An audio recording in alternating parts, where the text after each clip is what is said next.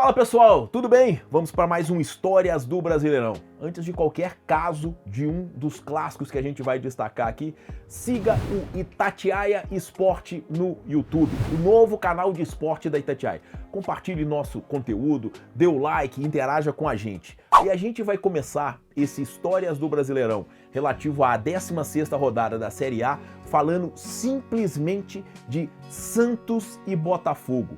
E a gente vai retornar lá em 1962, ano do bicampeonato mundial da seleção brasileira, em que a Taça Brasil, que era o campeonato brasileiro da época, lembrando que a CBF, em dezembro de 2010, unificou os títulos brasileiros, então Taça Brasil e o torneio Roberto Gomes Pedrosa, o Robertão, ou a Taça de Prata, né, as edições de 69 e 1970, viraram um campeonato brasileiro, e em 1962 a decisão da Taça Brasil reuniu nada mais, nada menos que o Santos do Pelé, que era o atual campeão, tinha vencido a edição de 1961, e o Botafogo do Garrincha.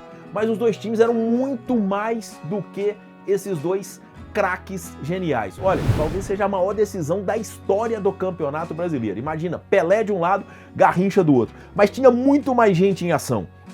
Vou dar as escalações aqui, eu não faço isso não, mas esse jogo vale.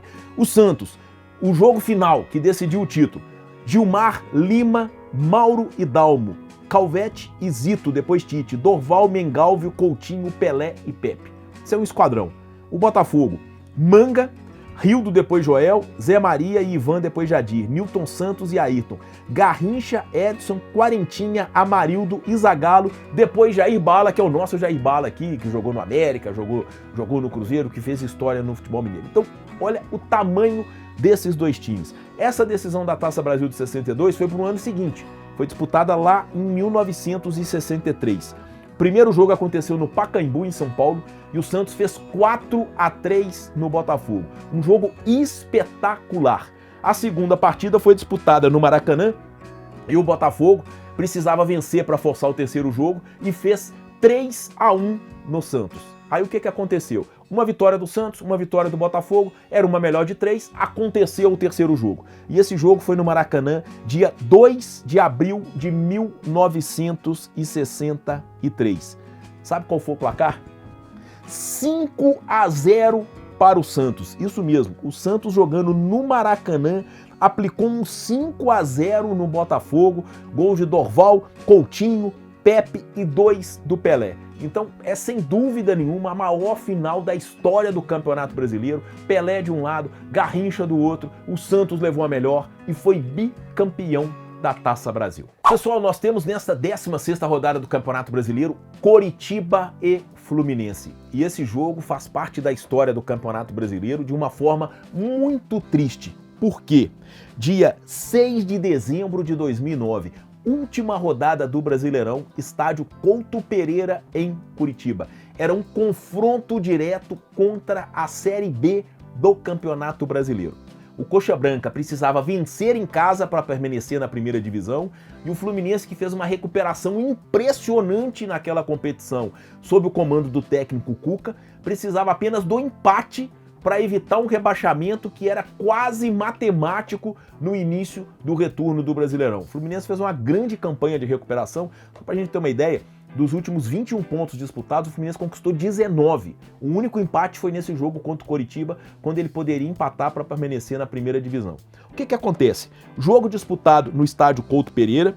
Marquinho, um meia canhoto, que foi criado inclusive no futebol do Paraná, jogou no Paraná Clube, fez 1-0 para o Fluminense. Tá? Isso no primeiro tempo, e ainda na primeira etapa, o zagueiro Pereira empatou para o Coritiba. E ficou por aí, 1-1, resultado que rebaixou o Coritiba diante de 32 mil pessoas que lotavam o Couto Pereira, e o estádio virou uma praça de guerra. É uma das cenas mais lamentáveis da história do Campeonato Brasileiro. Invasão do gramado por vários e vários, dezenas de torcedores, confrontos com policiais, uma coisa, o policial saindo carregado, muita gente ferida. Coritiba tomou um gancho absurdo, tá, na Série B do ano seguinte, jogando com portões fechados, mas uma das cenas mais lamentáveis da história do Campeonato Brasileiro aconteceu num Coritiba e Fluminense no Couto Pereira, e agora esses dois times voltam a se enfrentar no estádio. Coritiba brigando contra o rebaixamento, né? Tá lá embaixo na tabela, o Fluminense pensando em G4, mas todo Coritiba e Fluminense faz a gente lembrar de cenas lamentáveis que foram vividas no Couto Pereira. Pessoal, nós teremos nesta 16ª rodada Cruzeiro e Goiás. E por que esse jogo faz parte da história do Campeonato Brasileiro? Porque decidiu uma edição muito especial para os cruzeirenses, a de 2014. Por que ela foi muito especial? Em 2013, o Cruzeiro já tinha sido campeão brasileiro, bicampeão brasileiro na era dos pontos corridos, né? Venceu a primeira edição em 2003, 10 anos depois, em 2013, repetiu o feito, foi campeão brasileiro. Em 2014, com aquela base mantida, o Cruzeiro repetiu a dose. Foi bicampeão brasileiro e esse é um feito que fora do eixo Rio-São Paulo, só um clube tinha alcançado.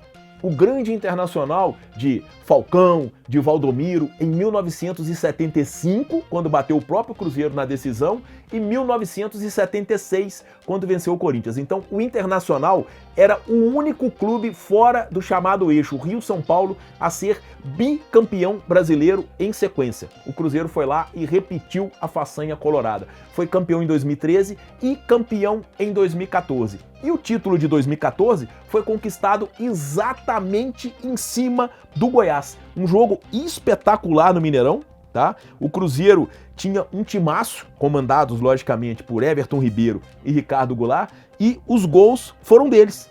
O Cruzeiro fez 1-0 com o Ricardo Goulart, logo de cara, com 12 minutos.